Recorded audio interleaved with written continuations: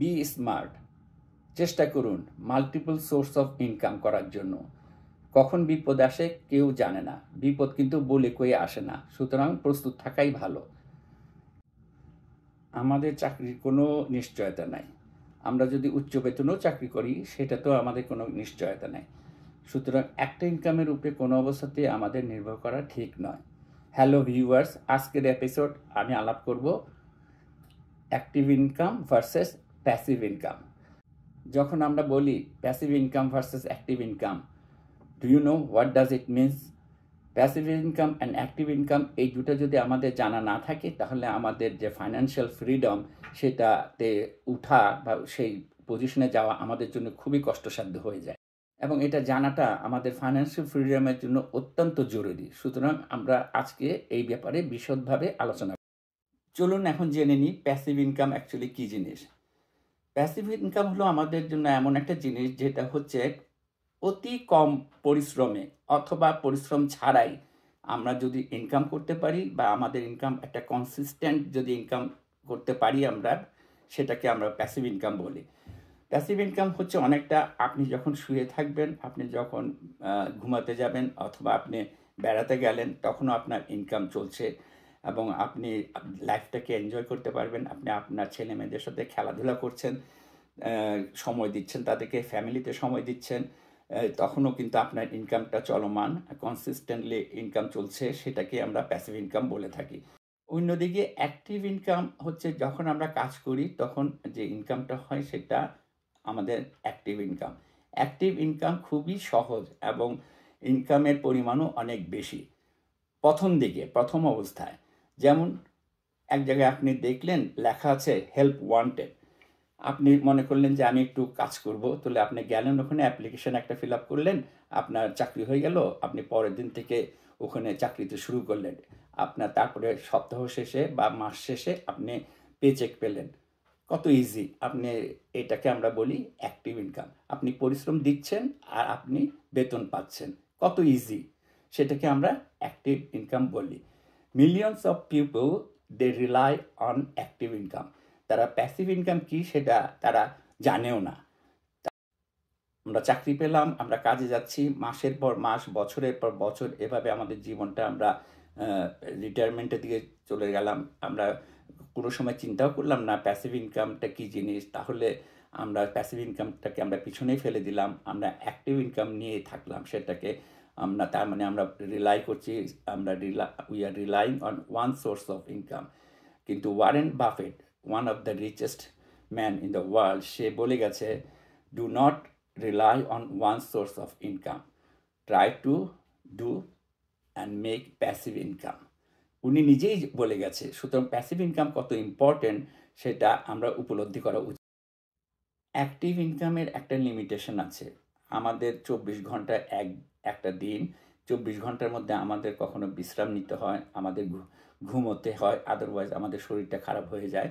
আর হাতে থাকে আমাদের 8 ঘন্টা। আমরা 9টা 5টা অফিস করি অথবা ব্যবসা করি, যে যেটাই করি, অথবা আমরা কন্ট্রাক্টিংয়ের কাজ করি, আমরা কমিশন পাই, আমরা পে চেক পাই, সবই অ্যাক্টিভ ইনকামের মধ্যে পড়ে। এটা একটা লিমিটেশন আছে। এটা কেউ হয়তো ভালো কাজ করেন, সে একটু ভালো পে চেক পায়, যে একটু অন্য কাজ করে সে হয়তো কম বেতন পায়, কিন্তু সবগুলি অ্যাক্টিভ ইনকামের মধ্যে পড়ে। অ্যাক্টিভ ইনকামের একটা লিমিটেশন আছে, সেটা ওইটা উপরে আমরা কখনো যেতে পারি না।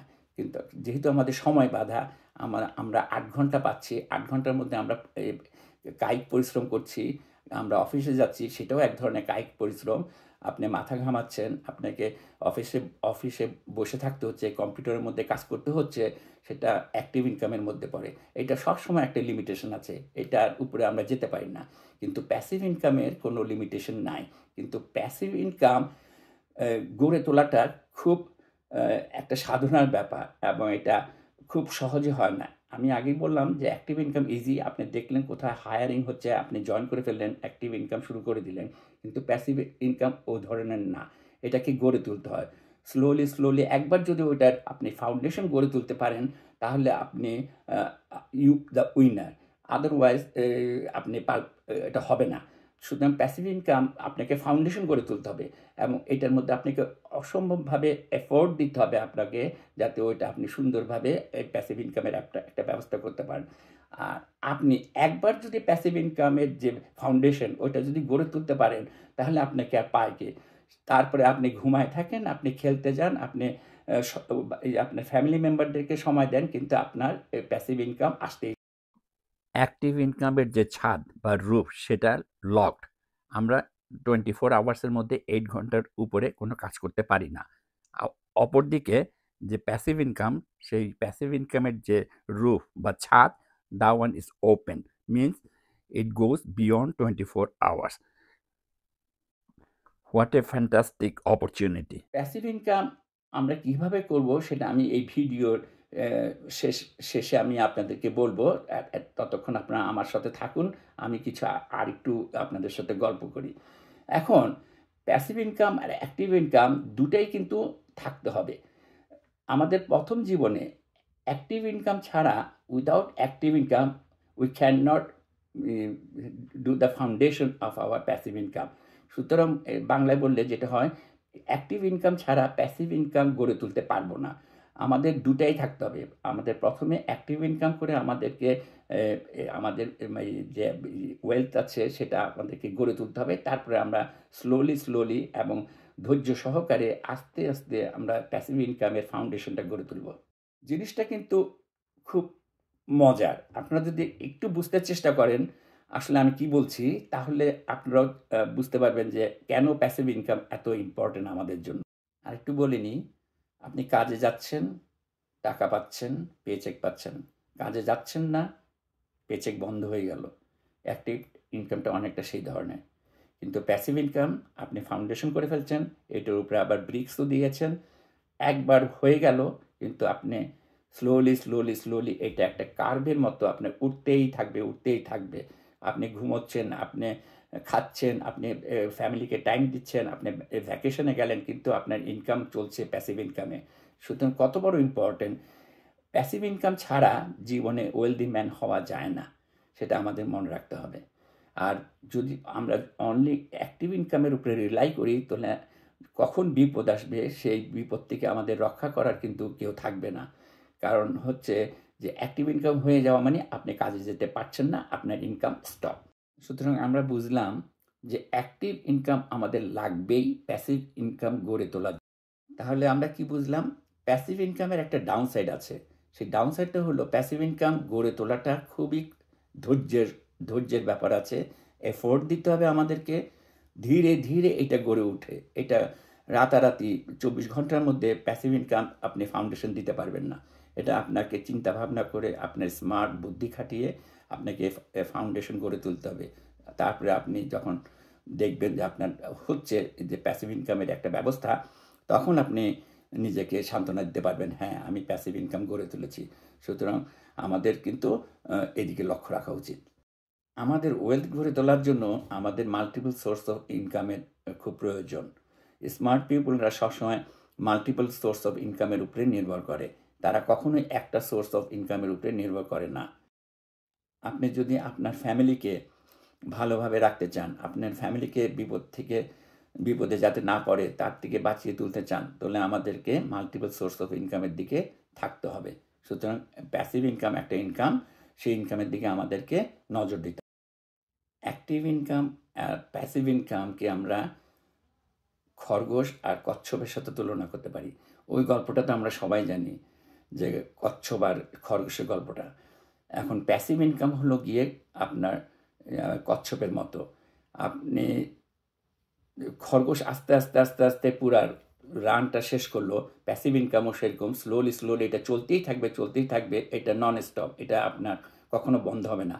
আর অ্যাক্টিভ ইনকাম খরগোশের মতো, আপনি ইনকাম করাটা খুব ইজি। আপনি দৌড়ালেন, আপনার ইনকাম হলো, আপনি আবার বাসায় চলে আসলেন, আপনার ইনকাম বন্ধ। 24 ঘন্টার মধ্যে আপনি 8 ঘন্টার বেশি আপনি ইনকাম করতে পারবেন না। আপনারা হয়তো ধৈর্য সহকারে বসে আছেন প্যাসিভ ইনকাম কোনগুলো সেটা জানার জন্য। এই যে আমি যে একটা ইউটিউবের ভিডিও বানাচ্ছি, it's a kind of passive income. আমি ইউটিউবটাকে গড়ে তুলতে চাচ্ছি, আমার চ্যানেলটাকে আমি এফোর্ট দিচ্ছি এটাকে গড়ে ওঠাবার জন্য। একবার যদি আমি ইউটিউব চ্যানেলটাকে গড়ে উঠাতে পারি তাহলে আমার ইনকাম আসতেই থাকবে। This is a kind of passive income. তারপরে আপনি যদি আপনার ডিভিডেন্ড পেইং যে স্টকগুলি আছে সেগুলিতে যদি আপনি ইনভেস্ট করতে থাকেন, যেমন বেশ কয়েকটা ভালো ভালো স্টক আছে মার্কেটে, যেমন ম্যাকডোনাল্ড, তারপরে কোকা কোলা, তারপরে আপনার প্রক্টর অ্যান্ড গ্যাম্বল, তারপরে আপনার আছে জনসন অ্যান্ড জনসন। ওগুলো টিকারগুলো আমার কাছে আছে, যেমন জনসন অ্যান্ড জনসনের JNJ, প্রক্টর অ্যান্ড গ্যাম্বলের টিকার হচ্ছে PG, তারপরে কোকা কোলার KO, ম্যাকডোনাল্ডসের MCD। এই স্টকগুলি কিন্তু ভালো ডিভিডেন্ড পেইং স্টক।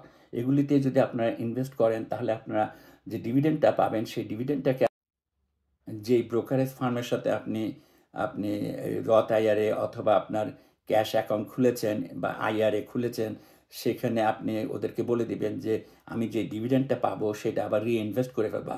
সুতরাং আমি যে টিকারগুলি বললাম সেগুলিতে আপনি যদি স্টক কিনেন সেগুলি ওরা ডিভিডেন্ড দেয়, খুব ভালো ডিভিডেন্ড দেয়। সেই ডিভিডেন্ড দিয়ে যদি রিইনভেস্টেড হয় সেটা আপনি ক্রমান্বয়ে মানে কিউমুলেটিভ হারে এটা বাড়তেই থাকে। একবার যদি সেট আপ হয়ে যায়, ফাউন্ডেশন যদি অনেক বড় হয়ে যায়, আপনার পোর্টফোলিও সাইজ যদি বিগ হয়ে যায়, তাহলে আপনাকে পায় কি আপনার প্যাসিভ ইনকাম হতেই থাকে। এছাড়া প্যাসিভ ইনকাম আরও অন্য ধরনের আছে, যেমন আপনি যদি ব্লগ করেন, আপনি কোনো একটা সাবজেক্টের উপরে আপনি আপনি ফেসবুকে অথবা ইউটিউবে আপনি ব্লগ করলেন, সেটার থেকেও ইনকাম হয়। কিন্তু সেটা প্রথম স্টার্টিং পজিশনে গড়ে তোলাটা খুব এফোর্ট আপনাকে দিতে হবে এবং আপনাকে টাইম দিতে হবে।